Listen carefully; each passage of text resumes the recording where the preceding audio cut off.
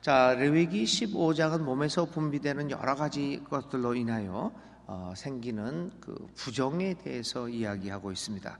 어떻게 보면 이 레위기 15장이라든지 또 우리 14장, 13장, 11장부터 이야기 나오는 이 부정에 대한 여러 가지 이야기들이 현대인의 시각으로서는 도대체 이해되지 않는 그러한 그 상황임을 우리들이 이제 보게 됩니다.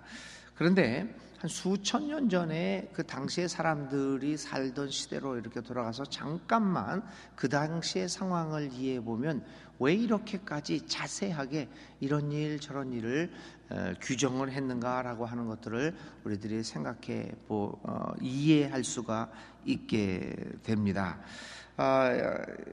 첫 번째 이유는 우리가 수차례 이야기한 것처럼 위생상의 문제였습니다.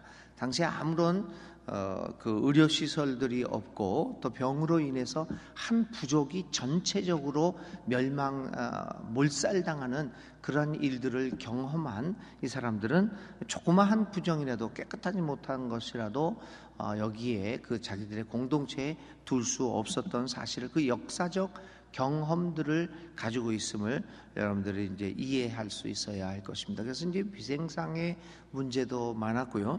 두 번째는 당시의 사람들은 굉장히 종교적인 사람들이었습니다. 우리 현대인들은 모든 것들을 과학적으로 해석을 하지요. 이런 현상이 일어나면 그거는 어떤 이유 속에서 자연적인 현상, 어떤 물리적인 화학적인 현상으로 이러한 결과를 낳았다라고 하는 것들을 우린 자동적으로 그렇게 생각을 합니다.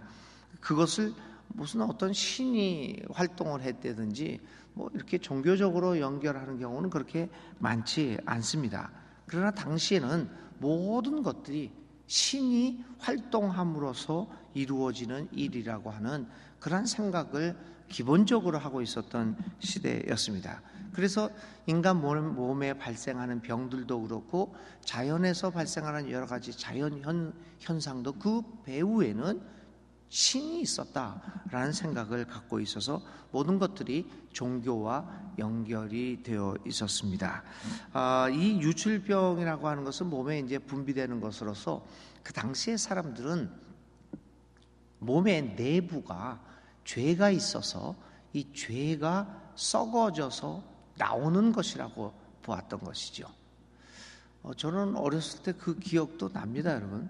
여러분들은 여러분들 중에서 그런 그 경험을 했었던 분도 있을 테지만은 저도 몇 차례 여러분들한테 말씀을 드렸지만은 70년대 초에 60년대 말부터 70년대를 거쳐가면서 한국 교회의 재단이라고 하는 현상이 우리 한국 교회를 휩쓸었던 적이 있습니다. 지금도 약간 그 흔적이 남아 있기는 하는데요. 근데 그게 이제 70년대 80년대 초까지만 해도 소위 재단이라고 하는 현상이 우리 한국 기독교에 팽배했었습니다.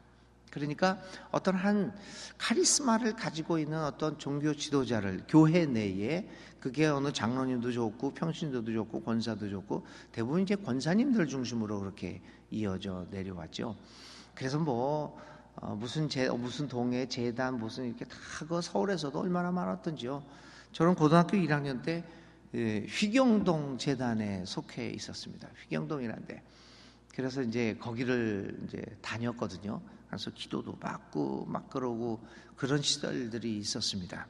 근데 그때 이제 안찰 기도라는 걸 했는데 이렇게 몸을 이렇게 가슴을 이렇게 맨살에다가 이렇게 때리는 기도 아닙니까? 여러분 맞아 보셨어요? 저는 거의 한 1년 정도 맞고 다녔습니다. 그렇게. 근데 이제 이렇게 때리니까 얼마나 손을 이게 세게 때리는지요. 그러니까 사실은 지금 생각해 보면 의학적으로 생각하면 이 실핏줄들이 다 터지죠. 그러니까 여기가 시커멓게 멍이 듭니다. 말도 못합니다. 그 당시에 뉴스에서는 그 맞아 죽은 사람도 있었습니다. 그 외에도 여러분 또 2000년대에 와서도 심심치 않게 그런 얘기 듣지 않습니까? 이제 기도를 하다가 어느 기도원에서 맞아 죽었다. 이런 게. 근데 저는 그게 이해가 되더라고요. 근데 얼마나 아픕니까? 피멍이 들 정도로 맞는데, 근데 그걸 왜 매일 가서 맞습니까? 근데 뭐라고 가르쳤냐면 저한테, 내 몸속에 죄가 있는데 이 죄가 죽어서 드러나는 흔적이다. 저는 그걸 철떡같이 믿었습니다. 그러니까 맞다가 죽는다는 생각을 안 하는 거죠. 이게 몸속에 있던 죄가 이렇게 겉으로 드러났다. 여러분, 1970년대를 살았던 현대인이었던 저도 그런 생각을 해서 그걸 기꺼이 30분 이상씩 매를 맞고 있었으니, 옛날 당시의 사람들은 더 말할 나이도 없었죠. 그래서 그런 것들을, 몸에서 이렇게 나오는 것들은 이 속에서 썩은 것들이었다. 죄가 가득 찼기 때문에 이 부정한 것이 나오는 것이다 라고 하는 생각들을 많이 하고 있었습니다. 그래서 이런 분비물이 나올 때 그 당시의 사람들은 근본적으로 나의 삶이 하나님의 백성으로서 하나님과의 관계에 있어서 뭐가 잘못되어 있는 것이 있다라는 생각을 갖게 되었죠. 그러므로 이러한 분비물을 보면서 내가 부정하게 되었고, 이 부정은 또 전염이 되고, 또 이래서 온 공동체를 오염시킬 수 있다라고 하는 생각을 갖게 되어서 이것은 반드시 용서받고 정결의 예식을 거치지 않으면 안 되었습니다. 자, 이 정결의 문제, 이 유출병의 문제와 처리를 잠깐 살펴보면 아주 세세하죠. 유출병으로 부정해졌다. 그러니까 몸에서 분비물이 나올 경우에는 이것은 틀림없이 부정해졌다라고 하는 생각에서 이 생각을 갖게 되었죠. 그러므로 부정은 당시의 사람들은 오염성이 있다라고 생각을 했던 것입니다. 근데 이 생각이 굉장히 중요합니다, 여러분. 죄는 오염성이 있는 거죠. 죄가 나 혼자로서 끝나게 된다면 그저 나 혼자의 결과를 내가 혼자서 맞이하는 것으로 끝나겠지만, 죄는 오염성이 있습니다.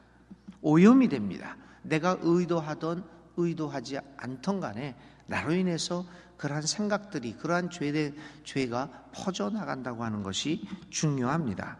그래서 이 사람들은 구약시대의 사람들은 유출병으로 부정의자가 접촉하는 것도 부정해집니다. 그래서 그가 누웠던 침대, 앉았던 의자, 탔던 말의 안장, 만졌던 그릇 등 모든 것들이 부정한 것으로 간주했습니다.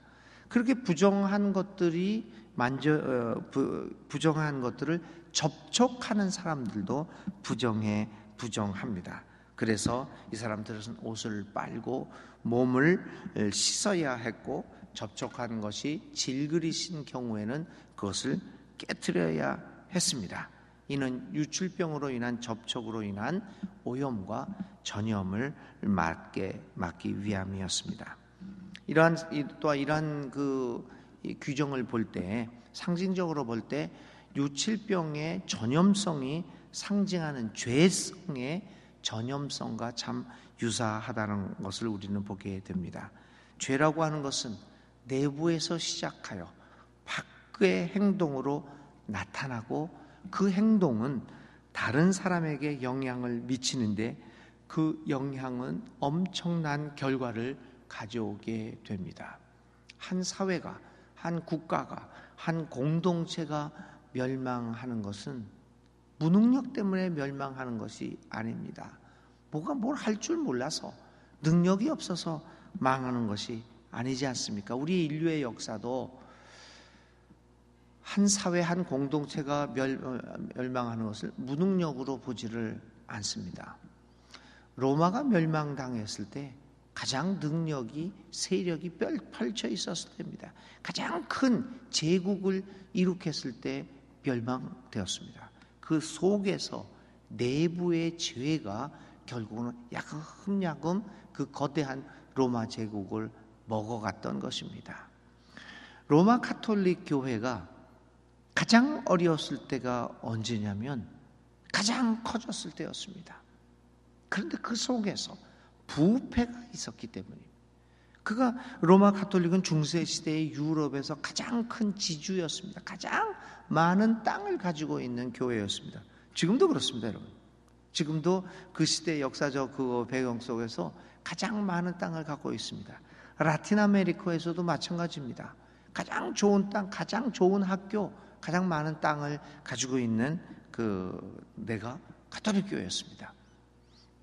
가장 세력이 왕성할 때 거기서 멸망의 씨가 자라고 있었습니다. 바로 죄였습니다. 오늘 한국 사회도 그렇고 우리 인류에서 나타난 여러 국가들의 그 멸망, 흥망성쇠는 바로 죄로 인한 것임을 우리는 살펴볼 수 있어야 합니다. 그래서 오늘 구약에서도 이 유출병, 내부로부터 나오는 이 부정함에 대해서 아주 강력하게 또 이야기를 하고 있습니다. 그래서 15장 전체를 보면 바로 이러한 내부로부터 형성되어서 나오는 죄에 대한 경고를 아주 강하게 하고 있음을 볼 수 있습니다. 그러므로 우리에게 이러한 내부로부터 발생되어지는 죄가 있다고 한다면 우리는 그로 인하여 범죄를 했을 경우에는 그 죄를 그만두는 것도 중요하지만 속죄의 필요성이 있습니다. 그 안에 있는 내부를 청소하는 속죄하는 것들이 필요하게 됩니다. 그 행동을 그만두는 것도 중요하지만 그러나 그 행동을 유발케 하는 그 내면의 변화를 받지 않으면 안 된다고 하는 것입니다. 그러므로 사랑하는 여러분, 오늘 이 유출병에 대한 이야기를 들으면서 다시 한번 내 내면의 삶 속에서 흘러 들어가고 있는 이 내면의 삶 속에서부터 흘러나오는 죄가 무엇인가, 죄성에 대해서 깊이 생각해 볼 수 있어야 한다는 것입니다. 그러므로 내면의 삶이 주님에 의해 정결하게 되고 주님의 은혜에서 변화받지 아니하면 우리는 내면의 부정함으로부터 흘러나오는 죄를 이길 수 없음을 다시 한번 보게 됩니다. 교우 여러분, 오늘도 이 레위기 15장에 있는 이야기를 보면서 오늘 하루를 살아가면서 우리 내면에 자리 잡고 있는 유출병이 무엇인가? 그것이 욕망일 수도 있습니다. 교만일 수도 있습니다. 여러 가지 각자의 삶 속에서 서로 다른 모양의 유출병을 가지고 있을 것입니다. 그러한 유출병을 스스로 발견해보고 그 내면의 삶을 주님의 말씀으로 깨끗하고 속죄받아 우리의 죄성이 우리 사회를, 우리 공동체를 멸망시키지 않도록 주의해야 할 것입니다. 레위기서 전체의 주제는 거룩함입니다. 레위기를 이스라엘 백성들에게 주신 목적, 이렇게 어쩌면 현대사회에서는 그리 필요하지 않는 규정들을 이렇게 우리가 읽고 있는 이유는 딱 한 가지입니다. 레위기 주제서의 거룩함을 추구하기 위한 것입니다. 그 레위기를 읽는 목적은 하나님의 거룩한 백성, 즉 선택받은 백성으로 살아갈 때 어떻게 거룩함을 유지하며 살아가야 하는가라고 하는데 목적이 있습니다. 이 사람들은 이렇게 복잡한 규율 속에서 오직 한 가지, 하나님의 백성으로 구별되게 살고자 노력했음을 우리는 보게 됩니다. 하나님이 거룩하신 백성이므로 거룩하신 분이므로 그의 백성인 이스라엘도 역시 거룩해져야 했기 때문입니다. 오늘 말씀도 이러한 맥락에서 이해해야 할 것입니다. 31절에 15장 31절에 이렇게 얘기합니다. 너희는 이스라엘 자손이 부정을 타지 못하도록 하여라. 그들 가운데 있는 나의 성막을 부정하게 하였다가는 그것 때문에 그들은 죽음을 면치 못할 것이다. 한마디로 얘기하면 부정이 있으면, 죄가 있으면 그것으로 인하여 너희들이 멸망할 것이다 라고 하는 경고입니다. 오늘 다시 한번 이 유출병을 통하여 우리의 내면의 삶이 얼마나 깨끗해져야 하는가, 그것을 대해서 우리 다시 한번 생각해 보았습니다. 오늘의 우리가 생각할 말씀은 내면의 정결함입니다. 겉으로 정결하기도 하지만 내 마음에 들어가 있는 여러 가지 생각들이 정결해져야 합니다. 내면의 정결한 삶, 요 단어를 생각하면서 하루 기도하시기 바랍니다. 오늘의 기도 드리겠습니다. 하나님, 오늘도 또다시 정결함에 대하여 말씀을 읽었습니다. 하나님의 백성으로서 가장 먼저 지켜나가야 할 것이 정결함임을 다시금 생각합니다. 하나님, 특별히 나의 내면의 삶 속에서 자리 잡고 있는 부정직한 것들, 이 부정한 죄들을 발견하고 주님의 말씀과 성령의 능력으로 우리 내면의 부정한 것들을 깨끗하게 정결하게 속지 않은 우리들 되게 하여 주시옵소서. 우리의 약함을 불쌍히 여겨주시고 우리를 용서하여 주시고 우리 내면의 부정한 것들을 주님의 능력으로 주님의 말씀으로 청소시켜 주시옵소서. 그리하여 우리로 하여금 정결한 삶을 살아갈 수 있도록 주님 도와 주시옵소서. 예수님의 이름으로 간절히 기도를 드립니다. 아멘. 오늘의 실천입니다.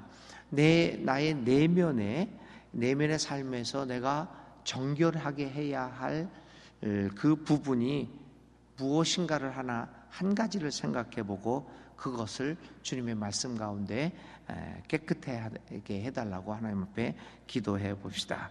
구별된 삶을 살기 위해 나의 내면의 삶에서 고쳐야 할 것이 무엇인가를 생각하며 그것을 위해 기도하는 하루가 되시기를 바랍니다. 주님 가르쳐 주신 기도 드립니다.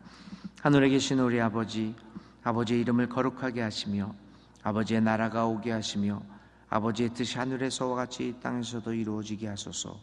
오늘 우리에게 일용할 양식을 주시고 우리가 우리에게 잘못한 사람을 용서해 준 것 같이 우리 죄를 용서하여 주시고 우리를 시험에 빠지지 않게 하시고 악에서 구하소서.